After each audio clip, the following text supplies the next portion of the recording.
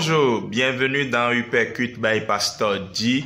En commémoration de l'an 1 de Uppercut by Pastor G le 16 avril, nous avons promis démarrer une série très intéressante. Nous y voilà.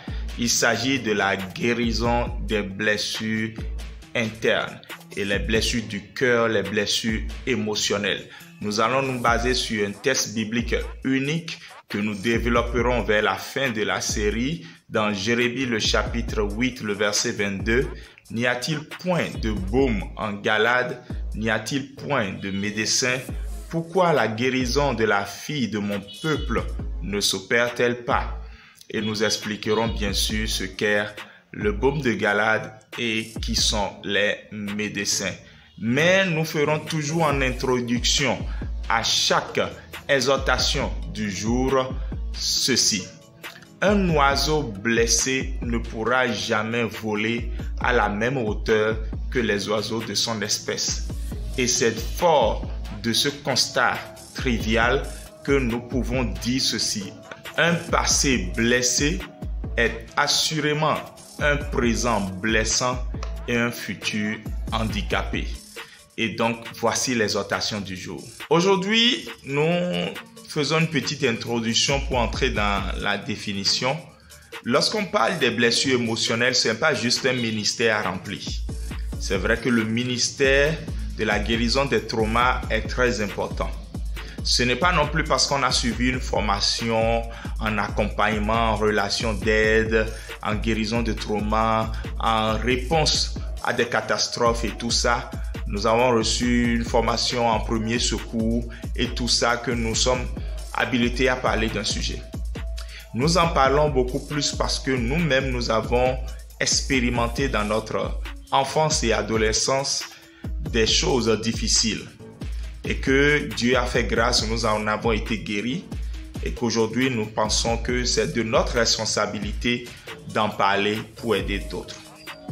Et donc, c'est ça qui nous donne le droit d'aborder ce sujet. Ne nous percevez pas comme un genre de spécialiste entre griffes qui vient proposer quelque chose, mais nous sommes plutôt un aîné, un père, PAIR, ou un ami qui veut vous tenir la main pour vous conduire vers la personne par excellence qui est très spéciale, qui s'y connaît en guérison de blessures intérieures, car il est dit que lui, il guérit les cœurs brisés et qu'il restaure les vies. Et il fait de nous aussi des réparateurs de brèches. Donc, nous sommes là pour vous accompagner patiemment pour que vous puissiez vous retrouver pleinement. Avant d'aller à la définition, il convient de souligner que l'homme est un esprit habitant dans un corps et possédant une âme. Et justement, la partie visible de l'homme, c'est le corps. Mais deux parties sont invisibles, l'âme et l'esprit. Justement, l'âme est le point de jonction entre l'esprit, qui est le souffle de Dieu déposé en nous, et notre corps. Et justement, l'âme nous permet de connaître des émotions, de faire des choix. Imaginez si cette âme est blessée. Nos émotions sont donc biaisées et nos choix seront forcément le reflet des blessures que nous avons connues. Je souligne cependant que lorsque nous parlons des blessures intérieures émotionnelles, nous ne parlons pas d'un esprit brisé, contrit. Ça, c'est la repentance. Et Paul en a parlé dans 2 Corinthiens, le chapitre 7, le verset 10. Ce dont nous parlons, c'est la guérison du siège de nos décisions, choix et émotions. Qu'est-ce que la blessure émotionnelle? C'est la question qui vaut de l'or, mais pourtant, y répondre est assez simple. C'est une blessure du passé, un vécu qui vous a marqué profondément, marqué votre être au plus profond. Et parfois, vous y pensez, et chaque fois que vous y pensez, cela vous fait du mal. Ça peut avoir mis en cause ou met en cause un parent, un proche, peut-être un enseignant, un camarade de classe et tout ça. Cela cause en vous une vive émotion, diverses, peur, rejet, colère, mais assez vive quand même. Et vous essayez d'étouffer cette émotion ou de l'exprimer d'une certaine manière qui font que dans la communauté, on ne vous comprend pas.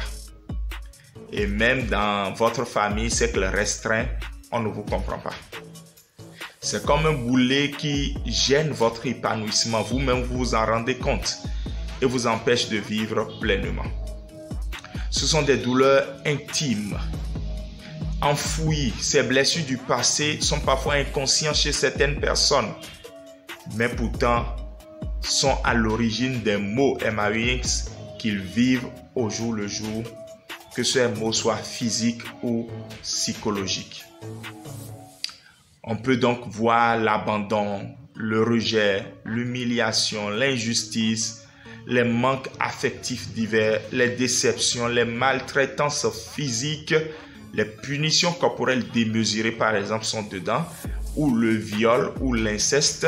On peut voir par exemple des maltraitances psychologiques aussi. En ce niveau, on peut voir les insultes, les propos dévalorisants. Et toutes ces choses sont vécues comme une agression de notre être intérieur que nous n'avons pas vidé, que nous n'avons pas guéri et qui sont parfois latents, qui sont parfois là évidents et qui nous blessent au jour le jour et nous réagissons par conséquent. Nous voyons donc dans la jeunesse plein de personnes rebelles, mais qui ne sont pas rebelles parce qu'ils ont voulu être rebelles. C'est l'expression de ce qu'il y a au plus profond d'eux. Et nous devons donc justement mettre le doigt sur ces choses, les comprendre et les connaître afin de pouvoir chercher à en être guéri. Dès demain, nous verrons donc les types de blessures émotionnelles qui existent.